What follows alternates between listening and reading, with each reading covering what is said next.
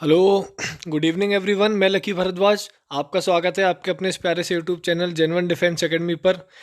जैसा कि आज आप मेरा थंबनेल देख पा रहे होंगे कि आखिर क्यों इतने लड़कों के एयरमैन बनने का सपना तोड़ दिया एयरफोर्स वालों ने। यस जी हाँ, या आप कह सकते हो कि सुप्रीम कोर्ट में जो केस चल रहा था 17 लड़कों का, जिनका जिन लड़कों को रीमेडिकल के टाइम पे उनकी बिना रिपोर्ट चेक किए, बिना उनका रीमेडिकल किए अनफिट कर दिया था। मैं उन्हीं लड़कों की आज आपके सामने बात करने वाला हूँ। ठीक है, और आपको बिल्कुल प्रैक्टिकली चीज़ों को एक्सप्लेन करूंगा कि आखिर शुरू से लेकर एंड तक उनके साथ क्या हुआ, और बाद में उनको रेड कार्ड थमा दिया गया, यानी आखिर वो रेड कार्ड होल्डर ही बनकर रह गए। उन्होंने इतने मंथ से केस लड़ा, सुप्रीम कोर्ट में उनका केस डाला हुआ था। ठीक है, आप उनका जो केस नंबर है उसको भी सर्च कर सकते हो। दिल्ली में कोर्ट है, ठीक है, उसका ऐप है, उसमें जाके भी कई बच्चों ने उसमें वेरीफाई किया है कि क्या ये केस सच में था या नहीं। उन सब चीज़ों के बारे में भी बात करेंगे। जी हाँ, मैं आज आपके सामने बात करने वाला हूँ कि आखिर ऐसा क्या हुआ उन लड़कों के साथ कि उनको सभी को रेड कार्ड थमा दिया गया। जी, आपके सामने वो 17 बंदे थे, आप सभी को पता ही है। ठीक है, आप काफ़ी दिनों से ये काफ़ी चर्चा का विषय भी रहा है, तो आप सभी, मैं जानता हूँ कि आप सभी शायद इस चीज़ से परिचित भी हों। तो मैं बात करने वाला हूँ कि, और मेरे एयरफोर्स के एक मेडिकल असिस्टेंट से भी बात हुई है। उन्होंने मुझे पूरा मामला एक्सप्लेन किया है कि आखिर था क्या। ठीक है, और मेडिकल के टाइम पे भी काफ़ी अफवाहें भी आई थी कि भाई गुवाहाटी सेंटर से उन कई लड़कों को बिना चेक किए बाहर कर दिया गया है। उन सब चीज़ों के ऊपर मैं यहाँ पे बात करूंगा कि आखिर इन लड़कों के एयरमैन बनने का सपना क्यों एयरफोर्स ने धाराशायी कर दिया। आज आपके सामने मैं बात करने वाला हूँ कि आपको पता होगा कि गुवाहाटी सेंटर पे रीमेडिकल चल रहा था, वहाँ पे कई लड़कों को उनकी बिना रिपोर्ट चेक किए, उसमें ईसीजी के काफ़ी लड़के थे और एक दो शायद डीएनएस के भी थे लड़के। ठीक है, मैं पर्सनली तो उन बंदों को नहीं जानता, लेकिन हाँ, मेरे किसी ना किसी के थ्रू जरूर उनसे कांटेक्ट हो गए हैं। ठीक है, तो आज मैं बात करने वाला हूँ कि ईसीजी में कई बंदों की वहाँ पे रिपोर्ट चेक नहीं करी थी गुवाहाटी सेंटर के अंदर। तो उन्होंने फिर क्या किया कि जब उन्हें अनफिट कर दिया, वो अपने एएससी पर भी गए। भाई वो अपने एएससी पर भी गए, वो लड़के करते क्या, एएससी वालों ने बोल दिया उनको कि जब आपको मेडिकल बोर्ड ने ही अनफिट कर दिया तो उसमें हम हमारा कोई भी इश्यू नहीं है। ठीक है, अब जब उनको बिना रिपोर्ट चेक किए उन्होंने अनफिट कर दिया तो वो कहीं ना कहीं तो जाते। और आपको पता है कि अपने रीमेडिकल के डॉक्यूमेंट्स में क्लियर ये मेंशन होता है कि आप कोई भी फर्दर अपील नहीं अप्लाई कर सकते, कि आपको एक कोई भी आगे का मौका नहीं मिलेगा कि कभी आप एक और अपील दायर कर दो कि हाँ मुझे एक और चांस चाहिए। वो आपका फाइनल डिसीजन होता है। वहाँ पे अगर आप फिट होते हो तो फिट, अनफिट होते हो तो अनफिट। ठीक है, उन्होंने कोर्ट केस कर दिया कि यार हमारी कोई भी चेकिंग नहीं हुई, रीमेडिकल नहीं हुआ और बिना रिपोर्ट्स चेक किए हमें अनफिट कर दिया गया।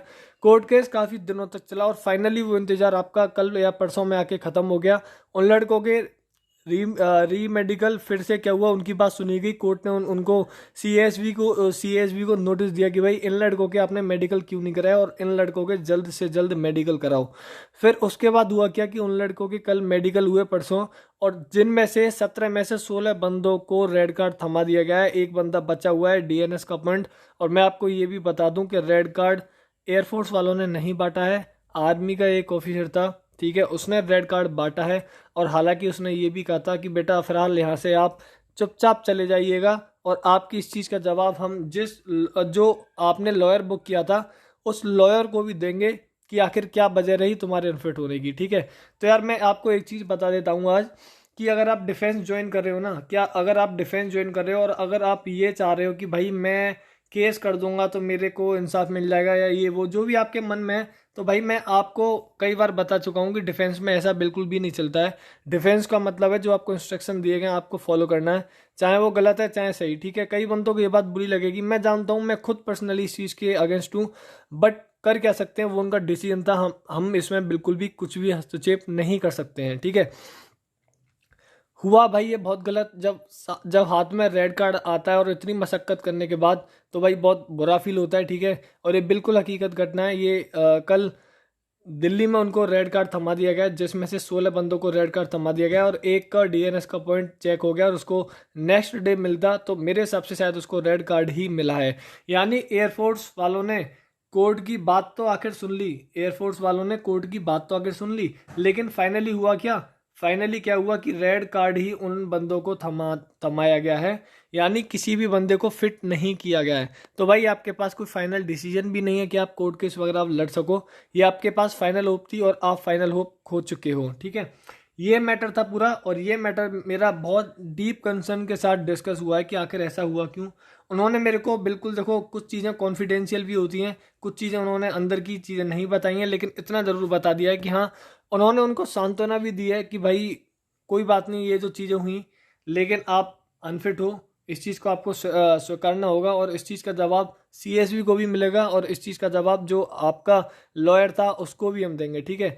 तो हो सकता है मे बी कि वो इस कदम से कोर्ट केस करने से एयरफोर्स वाले खुश ना हो।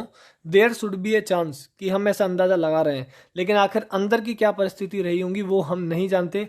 और यहाँ पर मेरे हिसाब से एक पॉइंट और बनता है, जो बंदे जिन बंदों को मेडिकल के बारे में नॉलेज है, तो उन लोगों को शायद ये चीज़ पता होगी। उसमें से मैक्सिमम बच्चे मेरे हिसाब से ईसीजी के पॉइंट में हुए थे।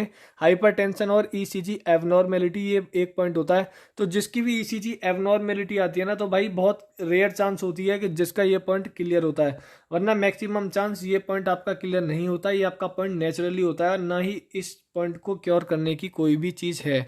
यस है, वो बॉडी टू बॉडी डिपेंड करती है, लेकिन मैक्सिमम चांसेस है कि आप अनफिट हो जाओगे। तो मेरे हिसाब से उन बंदों की रिपोर्ट शायद इसलिए चेक नहीं करी थी क्योंकि हो सकता है कि वो दोबारा इस चीज़ को भी चेक करेंगे तो सेम रिपोर्ट आएगी, तो मे भी हो सकता है उन्होंने ऐसे भगा दिया हो। बट लेकिन वहाँ पे क्या रीजंस रहे ये तो मैं नहीं जानता हूँ। लेकिन हुआ क्या कि उनकी फिर दोबारा फिर से मेडिकल हुआ और फिर से उनको रेड कार्ड थमा दिया गया। तो भाई मैं ये चीज़ आपको बता दूं, कोर्ट केस करने से मेरे हिसाब से कुछ भी आपके हाथ में नहीं आता। इससे अच्छा ऑफिसर एंट्री होती है। ऑफिसर एंट्री में आपको 3 अटेम्प्ट मिलते हैं, यानी पहला मेडिकल, सेकंड री मेडिकल में भी आप संतुष्ट नहीं हो तो फिर उसके बाद तुम एक और अपील के लिए एक और अपील कर सकते हो कि हाँ मैं भी संतुष्ट नहीं हूँ, और एक और अपील में मैं चाहता हूँ कि मेरा पॉइंट फिर से चेक हो, अगर आप सेटिस्फाई नहीं हो तो, ठीक है। तो ये तो रहा भाई पूरा मैटर कि आखिर उन्हें क्यों बाहर कर दिया गया। तो भाई फाइनली उनके हाथ में कल रेड कार्ड आ चुका है। यार काफ़ी गलत फील हो रहा है कि यार बंदे इतने महीनों से लड़ रहे थे केस। कई लड़के कह रहे हैं कि ये इसी चीज़ का एनरोलमेंट से कोई भी रिलेशन है। भाई मैं आपको एक चीज़ बता दूं, इस चीज़ का एनरोलमेंट से कोई भी रिलेशन नहीं है, ठीक है। आपका एनरोलमेंट से इस चीज़ का कोई भी रिलेशन नहीं है। रिलेशन एनरोलमेंट का शिफ्टिंग जो उन्होंने की, अपनी ट्रेनिंग टाइम शेड्यूल जो उनका कम किया है उस चीज़ से है, ठीक है। और there should be a chance भी नहीं, 99% चांसेस है कि अक्टूबर में ज्वाइनिंग होनी स्टार्ट हो जाएगी, नवंबर में आपकी ट्रेनिंग स्टार्ट हो जाएगी, ठीक है। और आपका मैंने फेज 2 का भी बता दिया है, उस चीज़ के ऊपर भी नई अपडेट के साथ लाएंगे। एनरोलमेंट की क्या अपडेट है, एनरोलमेंट की जैसे ही मेरे पास अपडेट आएगी मैं तुरंत आपके सामने लाइव आऊँगा, और बिग अपडेट के साथ आपके साथ पूरी खुल के चर्चा होगी। ज़्यादा दिन नहीं बचे हैं, ठीक है। ज्वाइनिंग आपकी आने वाली है, पेशेंस रखो, ठीक है। मुझे पता है नेगेटिविटी काफ़ी है आसपास, लेकिन उस चीज़ को आपको फिलहाल के टाइम में अवॉइड करना पड़ेगा। तो ये चीज़ हमको नहीं करनी। तो भाई फाइनली जो हमारा टॉपिक क्या था, टॉपिक ये था कि आखिर इन लड़कों को क्यों बाहर कर दिया। तो भाई मेन रीज़न ये था कि इनको इसलिए बाहर कर दिया गया। तो मैं आपको बेसिकली अगर एक चीज़ बता दूं, अगर आप एज ए सोल्जर भर्ती हो रहे हो army, air force, navy, as a airman और एज ए सेलर नेवी में, तो भाई आपको 3 मौका नहीं मिलते हैं। और आपको अगर याद हो तो कि आपके मेडिकल टाइम पे भी डॉक्यूमेंटेशन होती है, उसमें आपका फॉर्म होता है, उसमें ये चीज़ भरवाई जाती है कि आपको आगे कोई भी मौका नहीं मिलेगा, ये आपका फाइनल डिसीजन रहेगा। बट अगर वहाँ पे रिपोर्ट चेक नहीं करी थी, उन्होंने कोर्ट केस डाल दिया, और इस चीज़ से एयरफोर्स वाले बिल्कुल भी संतुष्ट नहीं थे। तो फाइनली उनको रेड कार्ड थमा दिया गया। भाई इस चीज़ के ऊपर मैं अपनी पर्सनली टिप्पणी नहीं करना चाहूँगा। तो ये डिसीजन था एयरफोर्स का, ठीक है। तो इस चीज़ को अब एक्सेप्ट करना पड़ेगा। और अगर जो लड़के बाहर हुए हैं उन लड़कों ने अगर 12 से लेकर 18 वाला एग्जाम दिया है तो बेस्ट ऑफ लक यार, आपका एग्जाम क्लियर हो डेफिनेटली। जिनकी एज नहीं है तो मैं उनके लिए ये बोलना चाहूँगा कि मे भी हो सकता है कि भाई भगवान आपको एयरमैन बनाना नहीं चाह रहे हो, आप ऑफिसर, आपके अंदर ऑफिसर लाइक क्वालिटीज़ हैं, और हो सकता है कि आप ऑफिसर बनो। तो भाई अपना ट्राई करना पूरा, ठीक है। होप नहीं हारनी, क्या ही बोल सकते हैं, अब डिसीजन है उनका तो भाई एक्सेप्ट करना पड़ेगा। और बाकी मैं आपको एक और चीज़ बता देता हूँ यहाँ पे कि भाई मेरे पास कई लड़कों के पर्सनल मैसेज और कॉल्स वगैरह आते हैं, तो मैं मना करता रहता हूँ कि भाई मैसेज कॉल वगैरह मत किया करो। तो उनके लिए भाई ये है, मैंने एक तरह से ये समझ सकते हो कि यार वॉलंटरी सर्विस खोली है कि यार आप इस नंबर पे मुझे व्हाट्सअप कर सकते हो प्लीज़, ठीक है। बाकी मैं किसी भी नंबर पे आपको अवेलेबल नहीं रह पाऊंगा। अगर जो भी आपके पास मेरा नंबर है तो इस नंबर पे मैं अवेलेबल मिल जाऊंगा। रिप्लाई आपको कुछ हो सकता है कि थोड़ी लेट मिले, लेकिन आपको रिप्लाई मिलेगा ज़रूर, ठीक है। और मैं आपको दिखा देता हूँ, अगर आप देखना चाहोगे तो भाई ये रहा, ठीक है, विद प्रूफ आप एक बार चेक कर सकते हो। ये रहा, एक मिनट, हाँ ये आप चेक कर सकते हो। ये रहा, विपिन यादव भाई हैं, इनका भी देखो PSL में नाम में अनफिट आया था लिखा हुआ, ठीक है। और ये रहा भाई 24 की डेट, ये आपके सामने डली हुई है, 24 की डेट है, 24 सितंबर और 21 डली हुई है। और आपके सामने ये PDF काफ़ी दिनों से वायरल हो रही थी। कई बंदे ये बता रहे थे कि यही रीज़न है एनरोलमेंट डिले होने का। तो भाई इस चीज़ से कोई भी मतलब नहीं है अपनी एनरोलमेंट का, ठीक है। अगर 17 या 150 बंदों की वजह से पूरा बैच डिस्टर्ब होता है तो ऐसा ना तो आज तक हुआ है, ना ही ऐसा कभी होगा, ठीक है। पूरा बैच 17 बंदों की वजह से डिस्टर्ब नहीं हो सकता। तो ये थे, देखो आप इसको पढ़ सकते हो, पढ़ने में हो सकता है मुझे टाइम लगे तो इसलिए वीडियो लंबी भी हो जाएगी। आप एक बार इसको पढ़ लेना। ये नोटिफिकेशन था, ये CSV की ओर भी भेजा गया था और मेडिकल के रिगार्डिंग था कि review medical board on court order, ठीक है।